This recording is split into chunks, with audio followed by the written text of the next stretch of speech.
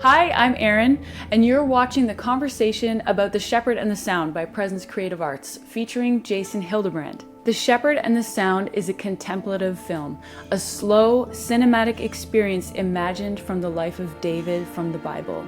This is a spiritual story, the journey of one man and how he has heard the voice of the eternal, the sound, throughout his life. In each episode recorded throughout the film's release, we discuss how David's ancient story provides healing and comfort for the anxious and disconnected culture of today. Before we join the Presence Creative Arts crew, let's do one thing together. Let's take a breath in, hold, and breathe out. Are you ready? Let's breathe in, hold it, and breathe out slowly.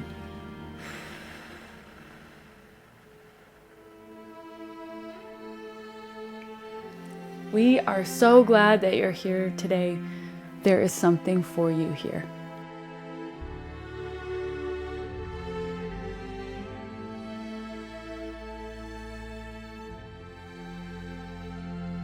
This is the spouses Q&A of questions and boy. discussions. I'm sure they're So we're gonna love that. We have Sarah and we have Adam. Okay, Sarah, what were you saying about sheep? When I watched the film last night, because I've just now am visiting Scotland for the first time, the sheep is a very interesting character in the film to me now. Because I had thought originally when I saw the film that the sheep were interacting with Jason as an actor. And now having been here, I realized that the sheep don't really interact with the humans. So I just wanted to ask further about how you saw the sheep as a character, how that developed for you, and when they were not cooperative, what was it like to force sheep into the story? And yeah, and how do the people relate to the sheep? Like, I just wondered if you could speak to that. Yeah, I mean, it was very interesting. I was mentioning at the Q&A last night that we had hired sheep.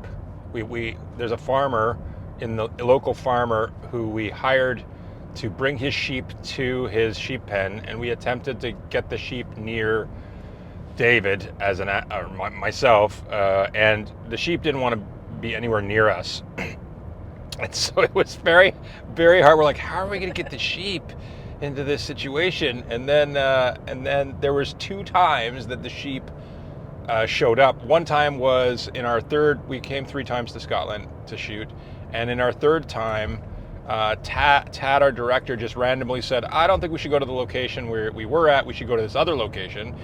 And we went, okay, and then we hiked in for about 45 minutes to this location, and there was sheep everywhere, and they were completely docile, and I was walking all around them, and we were shocked because up to that point, no sheep wanted to come anywhere near any of us. They would just run away as soon as we got near. And really, there is something about the sheep know the shepherd's voice, and they only go to where the shepherd calls them. And when we watched that with the farmer would come up and the sheep would follow the farmer. But anywhere we went, the sheep ran away. And then, of course, there's the amazing last shot of the whole film where 5 sheep wander up the side of a cliff, completely unprovoked, unannounced. We didn't even know what was happening, and came and stood beside me, David, and then one by one went down until there was 1 sheep just staring at me.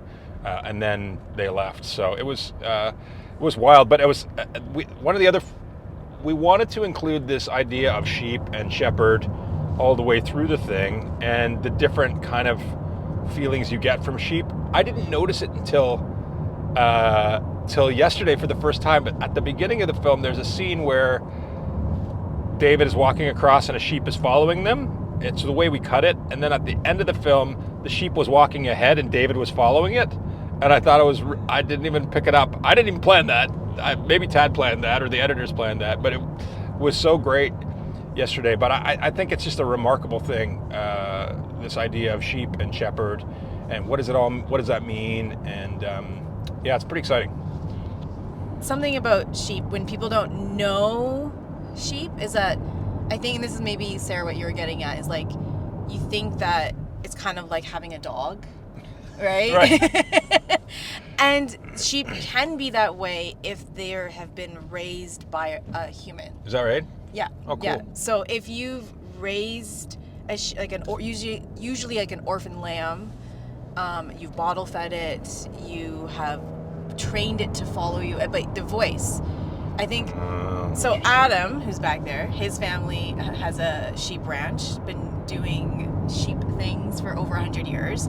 And when we were dating, we would do some sheep moves in the mountains, moving sheep from one cut block to another. And I remember the first time I went up, you have to go up crazy early in the morning before the sheep want to go out to graze for the day. And Valerie, Adam's aunt, is the lead shepherd. And so she would stand there with like a bag of oats, and she would shake the bag of oats, and then she would call to the sheep and just call to them to come. And I saw like old ewes jumping logs to come to her. And I was like, I never knew sheep could do that. So That's incredible. Yeah. What was it like for you, Adam? Because one of the failed attempts at wrangling sheep, you really helped us out with. Well, you did wrangle. You did wrangle. They just didn't want to go near me. Yeah, that's right. What was it like for you watching the final film and seeing all the different sheep? Yeah, I think on a couple different fronts. I think because I was there when with the failed attempt that Jason was referring to. Yeah. And they kind of looked to me to kind of help with the plan of kind of how we bring the flock closer to the shepherd, right, to Jason.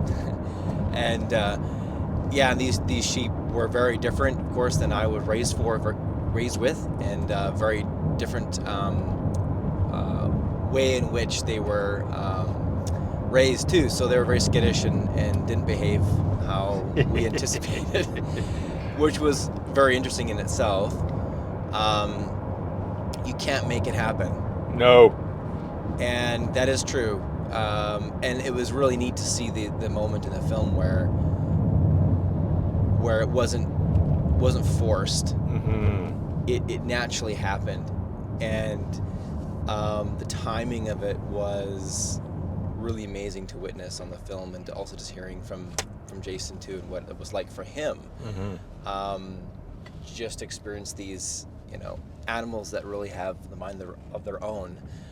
Decide to snuggle up beside him, basically. Mm-hmm.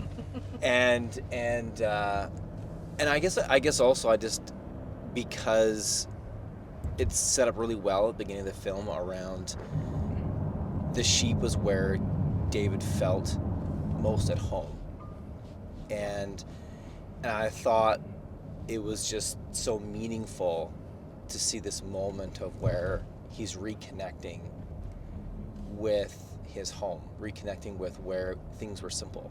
Mm-hmm. And he had meaning in that, considering all the things that David had accomplished, and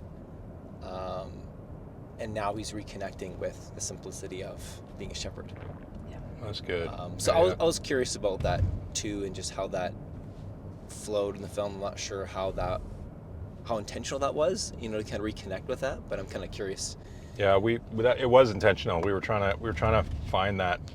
We're trying to find that space of home, and what does that mean, and what does it look like, and so that's cool that you picked that up. I love that. Yeah. And that halfway through the film, we had all the judgy sheep, which were we had all these sheep kind of peering over, and we wanted to put it into perspective, like the thing that's most familiar to David is now in his mind judging him, like, you're doing a terrible job, David. And the thing he cared about most, which was the sheep, are the thing in his mind that are like, I'm judging you. So, which is ridiculous. No, sheep is not judging anybody, but just the way these sheep ended up being on different cliffs and in different places, they seemed judgy. They were very judgy. Very judgy sheep. That's actually like one of my favorite. It's almost comedic to me, like horror film comedic. Yeah. The way that they just peer at you and you're just waiting for them to, like, I don't know, jump out and attack David or something the like that. wild attacking rabid sheep. Yes. Okay. What are other common questions we get at Q&As as we have been doing preview screenings? Well, the number one question at every single screening has been, "Are your boots okay?" Which I think is hilarious, and it's a funny. So there's a number of times where David goes into the ocean with the boots on, and I had one woman who watched a very early adaptation of the film. She said, "After your boots went in the water, I couldn't watch the movie anymore. I just wanted to know if the boots were okay." And the boots are okay. They're Gore-Tex. And I also had 2 pairs. So we were planning ahead. So everyone can rest easy. The boots are okay. Boots are okay. Yeah. Thank you, Danner Boots. If you'd like to become a sponsor of the The Shepherd and the Sound film. We love your boots. Excellent boots. Excellent. What are other questions that you guys have, having seen the film now, having been here in Scotland and seeing some of the locations? Do you guys have any other questions about the film and the process?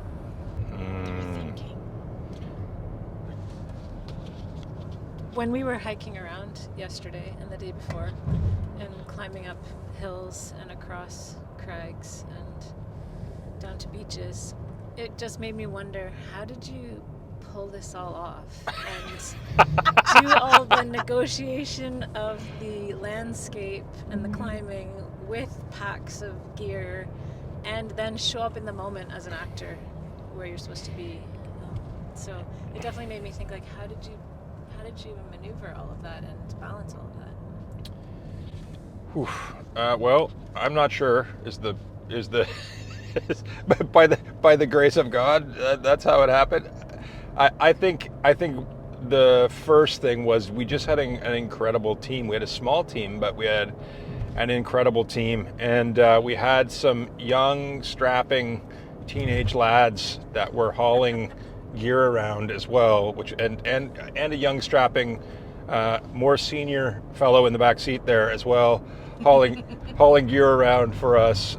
So that was, very helpful. But I think it was one of those things that we were just kind of all alert and ready to go. So we knew that because the weather changed every 5 minutes, we kind of found a spot where we felt like the internal landscape of what was going on in David was reflected in the external landscape of nature, and we just went, and when we just did it, and as fast as possible. And one of the things that was helpful is that because this story, the origin of this whole thing was from a solo show that I had written many years ago. That story's been living in me for a while as well. So we the character work had been done already, and I was able to walk in and focus on what we were trying to accomplish. But it was definitely tricky. I was saying last night, somebody asked a similar question. I was saying it's tricky because you're in. I was wearing a lot of hats. Wearing executive producer hat, writer hat, actor hat. I had brought my teenage child along, so dad hat, and I had to be continually changing. But the other thing I would say was amazing was, besides the fact that the team was awesome and Crystal did such a great job at producing, and we had an amazing director of photography, an amazing director. I think that we just were able to figure out how to work together very harmoniously. And we had the thing I was thinking of was that we had these amazing people who were were covering us in prayer. We had people who were praying for us, boots on the ground, and our company will never shoot another thing or do another thing without having these great people to pray for us. And so I know I have one scene in particular where I was just a bit overwhelmed by that exact question that you were asking, Sarah. And I had Crystal and our intercessor friend and board member just put their hands on my shoulder.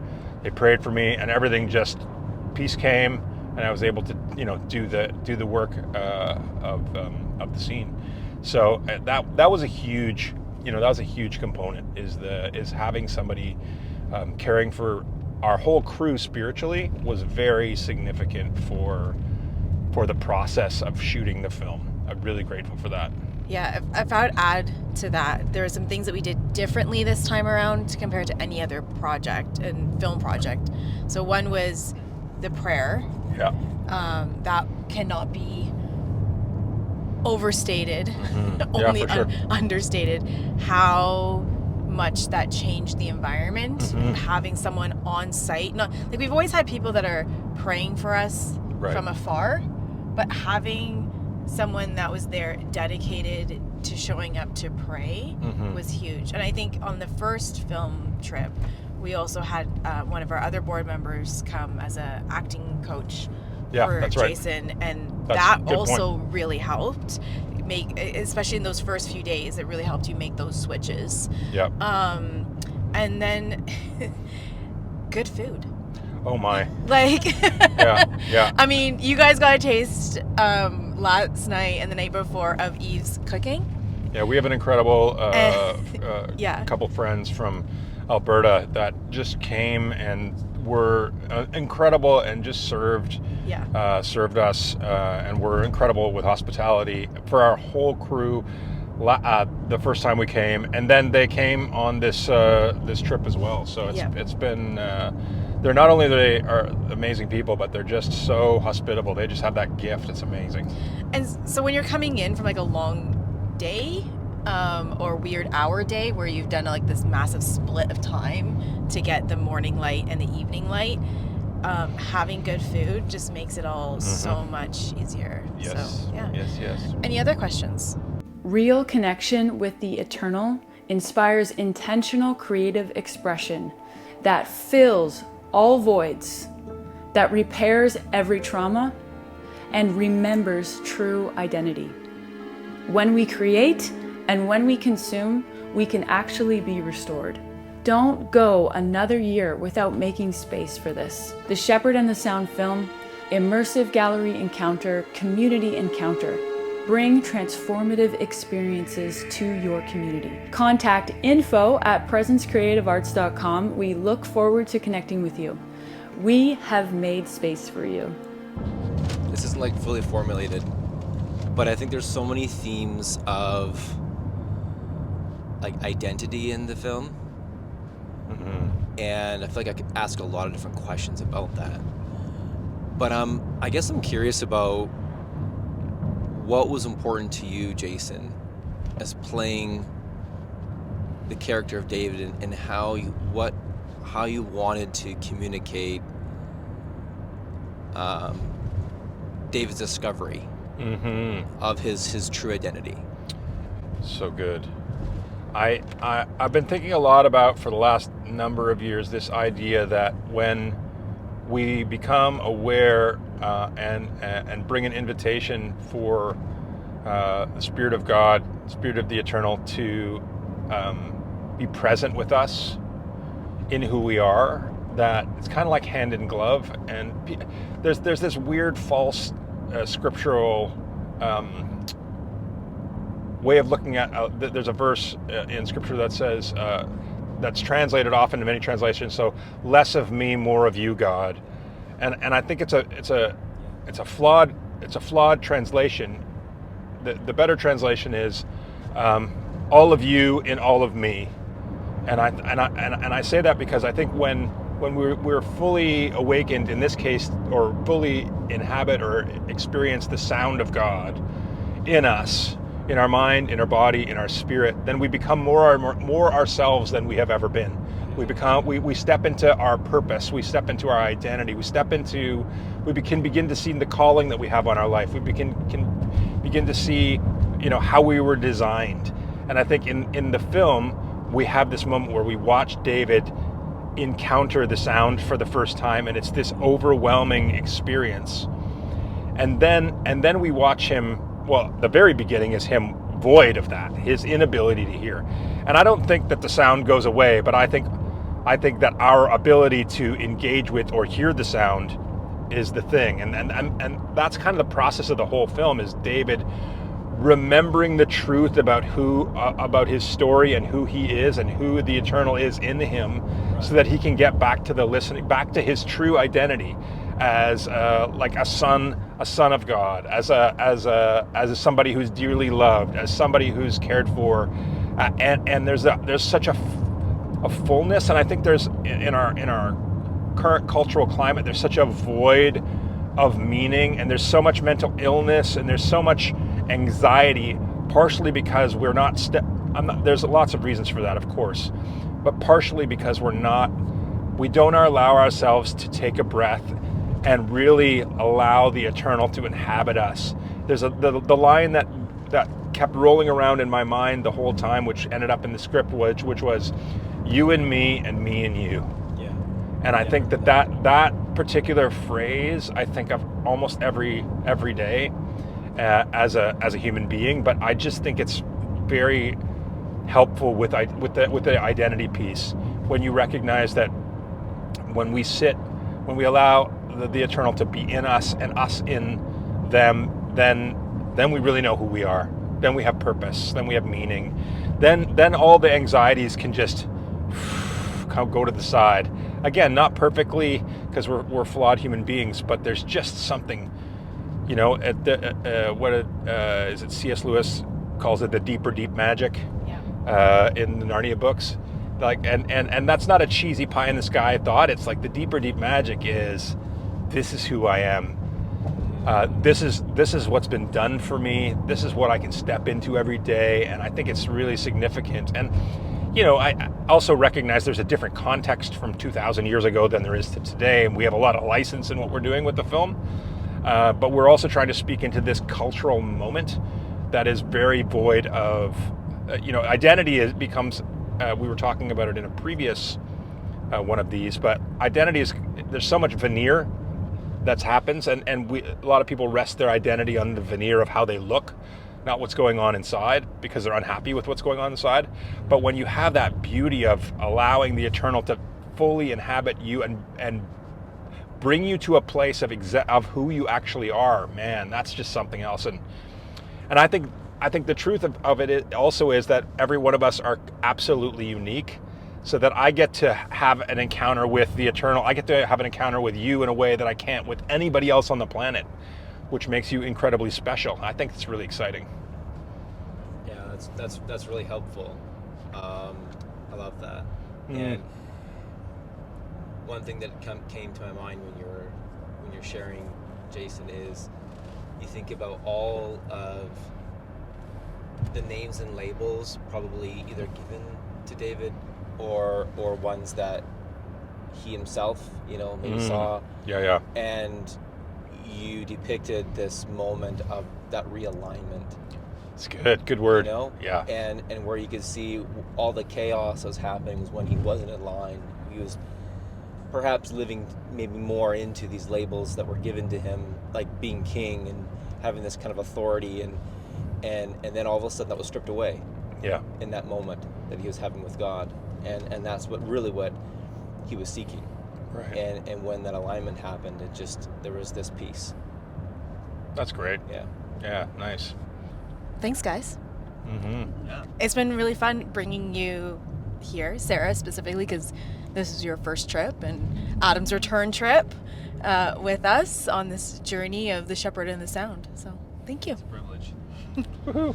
Thanks for joining the conversation about the Shepherd and the Sound film, community encounter, and immersive gallery encounter. If this is resonating with you, like this video and subscribe to the Presence Creative Arts YouTube channel. Please leave us a comment. We want to know what spoke to you, where you'd like to see this project travel next, and what you'd like to hear our team discuss in the next episode. For more Presence Creative Arts content that will unlock, connect, and transform you, visit PresenceCreativeArts.com to see our library of productions and where we'll be performing next. This is real. The eternal is real. We sincerely thank you for being here, and we will see you next time.